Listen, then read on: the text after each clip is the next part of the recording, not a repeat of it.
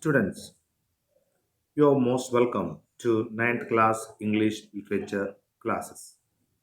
I would like to start with the poem The Heart of the Tree by Henry Bernard.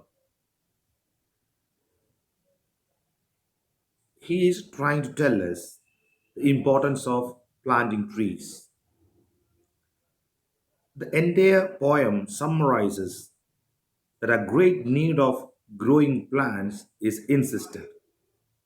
The three stanza poem tells that great need of the protection of our environment through planting more and more trees. Even in the first line, he raises a question: what does he plan who plants a tree? He repeats that question again and again and to emphasize the importance of planting trees. So, my dear friends, by metaphorically, he tells that plant is a friend of sky and sun. One who plants a tree ensures cool shade in summer and gentle rain. Moreover, a plant leaves a rich forest heritage, proves to be useful to the coming generation. The plants that we plant today is not benefited by us alone. It is a kind of care and concern for the generation that is to come. Come, children, let's start with the poem. What does he plant who plants a tree? He plants a friend of sun and sky. He plants the flag of breeze free, the shaft of beauty towering high. He plants a home to heaven and earth, for song and mother crown of bird. In hushed and happy delight heard, the treble of heaven's harmony. These things he plants who plants a tree. When he is asking a question, what does he plant who plants a tree? And finally, he answers in the last line, these things he plants who plants a tree. These things means he is becoming a friend of the ecosystem, friend of a sun and sky, flag of breeze and trees, beauty towering high, and a home of heaven. People who are planting trees make the place where they are staying into a heaven, not a hell. We know the areas, deserted areas, they are called deserts because they do not have plants. Children, the places where we have plenty of plants, it's a beautiful and heaven to survive. The breeze, air, climate, temperature, everything is suited, and most of the places highly populated, the places where plants are thickly grows. The equatorial forest areas survives maximum number of population in the world because the temperature is good, it's rainy, and lot of occupational activities, income generation, everything is possible when these plants are grown in surplus. We go to the next stanza.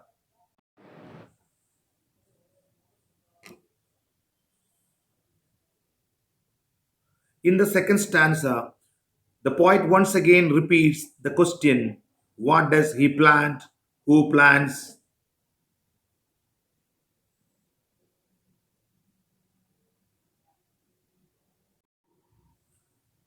What does he plant?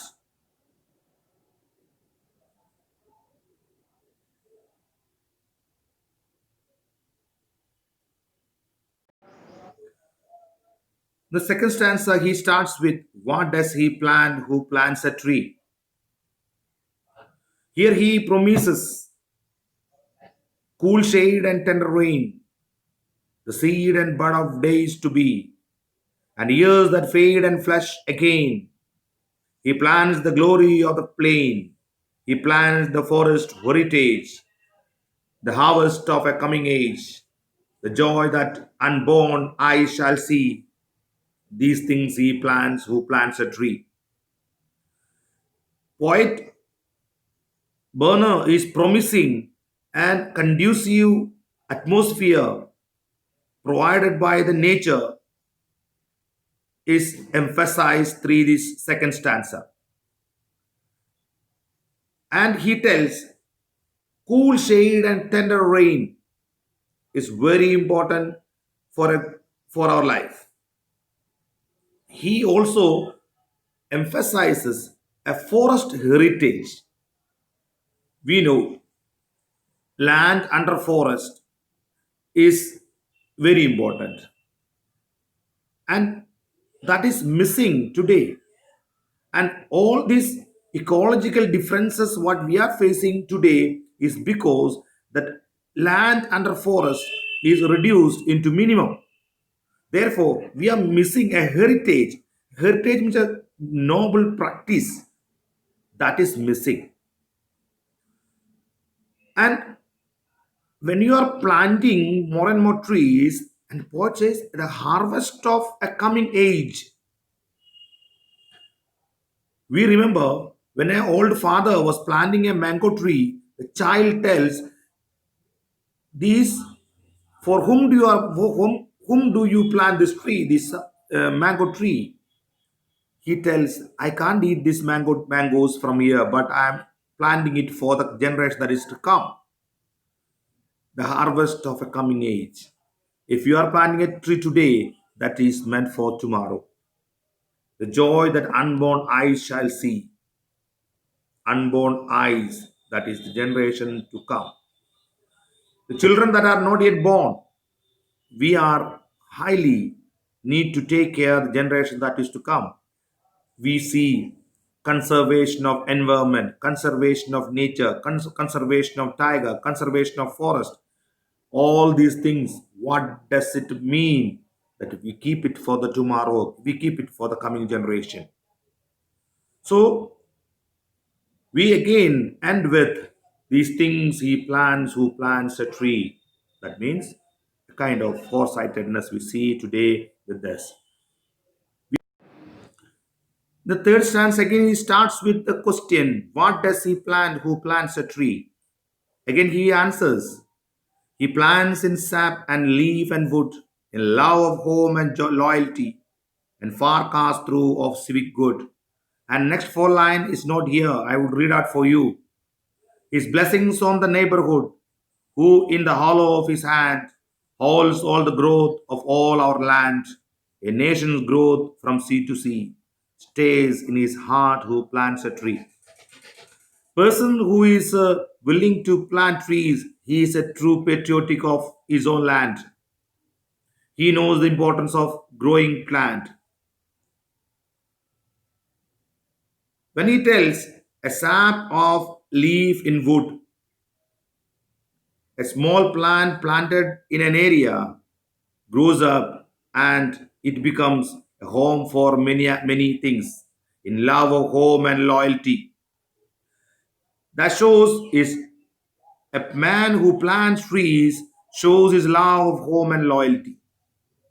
We need to take care our land. I'm a patriot. How do you prove that you're a patriot? When you care for your nature, when you care for the nation, when you care for the country, take care of them, keep it for others. His blessings in the neighborhood, who in the hollow of his hand holds all the growth of all our land, a nation's growth from sea to sea, stays in his heart who plants a tree. Finally, he tells, a nation's growth from sea to sea. Planting trees is not meant for only a particular region. It is all have to take care the duty of planting trees. Great. Today we are having a lot of problems. It is not because there is a problem because something else. It is not growing plants. Untimely rain, flood, all these phenomena is because that we are not taken care of our nature.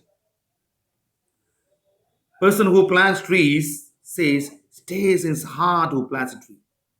There's an urge in his heart to plant more and more trees. He is the true patriot. Tomorrow we come across the exercises that follows to this poem. Thank you, children, for listening me. Take care, stay safe. Thank you.